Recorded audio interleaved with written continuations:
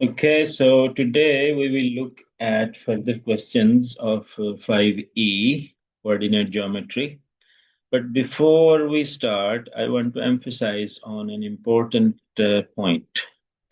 This point is that mathematics is all about mathematical knowledge. And above mathematical knowledge is something called mathematical maturity. So there is no agreed definition of what is mathematical maturity, but there's one way to define is that you should have an ability to understand, analyze, and communicate mathematics. Analyze, understand, and communicate means that you should be able to look at a problem, think about possible techniques that you can apply. So these two things come into understanding and analyzing. And then communicate means you write down your solution in a way that is acceptable and that is feasible and that is accurate. Okay. So an acceptable solution cannot, does not have to be accurate, but it should be acceptable and one can find the errors and can move on. And feasible solution is something that is, optimistic. So that optimizes to the domain of the problem.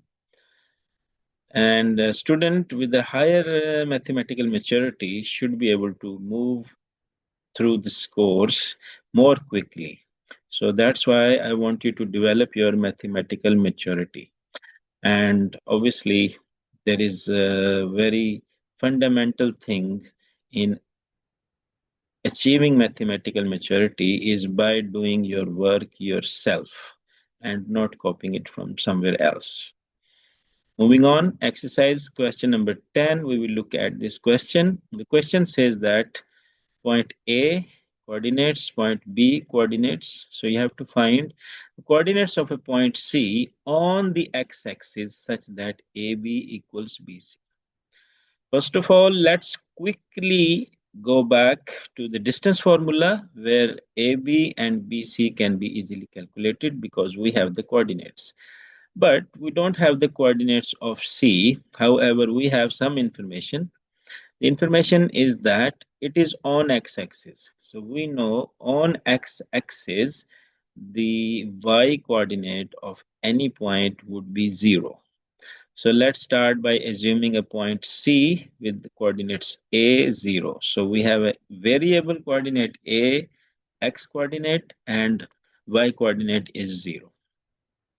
And then we will be finding AB and BC and we will be equating them and find the unknown coordinate. So AB, we have AB6 x2 minus x1 plus y2 minus y1 gives us 40. Then we have BC. So C is this and B is this. So we have 0 minus 6 plus A minus 6 whole square. And that gives us this equation. And now we put AB is equal to BC. So when we put 40 is equal to this, we have square root on both sides. We can easily take a square and the square root will be cancelled by the square. And we're left with 40 is equal to 36 plus A minus 6 whole square. 36 goes on to that side, makes it 4 equals this. Again, taking square root on both sides will have plus minus 2 on the left side and A minus 6. The square will be cancelled, so A minus 6 on the right side. Now we will have two values. We have plus 2 goes and minus 6 comes on to this side, becomes plus 6.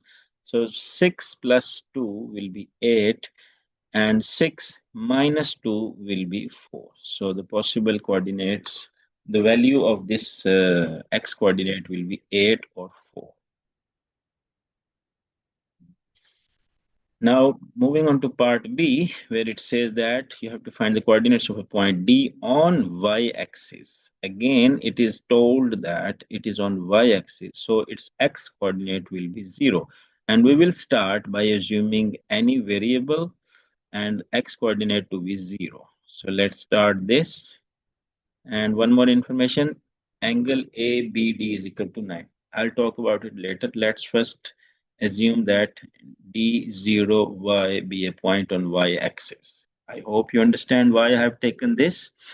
Now, ABD equals 90 means AB, AB is perpendicular to BD and their angle is between them in 90.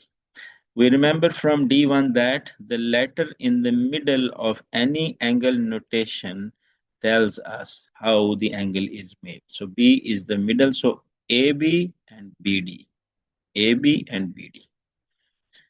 This implies that AB perpendicular to BD, so we can easily use the gradient thing, and gradient of AB 1 over 3, gradient of BD with the variable y minus 6 over minus 6, and we know that the product of two lines whose gradients which are perpendicular, their product of their gradients is equal to -1. We use that here.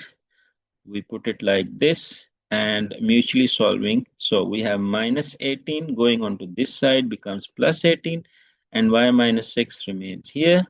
So minus 6 goes on to this side is plus 6. So y is equal to 24. Hence 0, 24 is the required points coordinates. I hope it is very simple and easy to understand. But for a student who has practiced distance formula, who has practiced perpendicular thing, who has practiced dealing with surds, so all that knowledge comes in action whenever you're dealing with a mathematical problem. And everything that you do yourself gives you a mathematical maturity. Just like when you ride a bicycle, if you ride it all yourself, first time, second time, third time, and more you practice, the more maturity in riding a bicycle you get. It is the same thing in mathematics. So, at the end, I would like to emphasize again that please do all your work by yourself by understanding everything decently. Do not copy anything, otherwise, it will be you who will not be able to get a mathematical maturity. Thank you.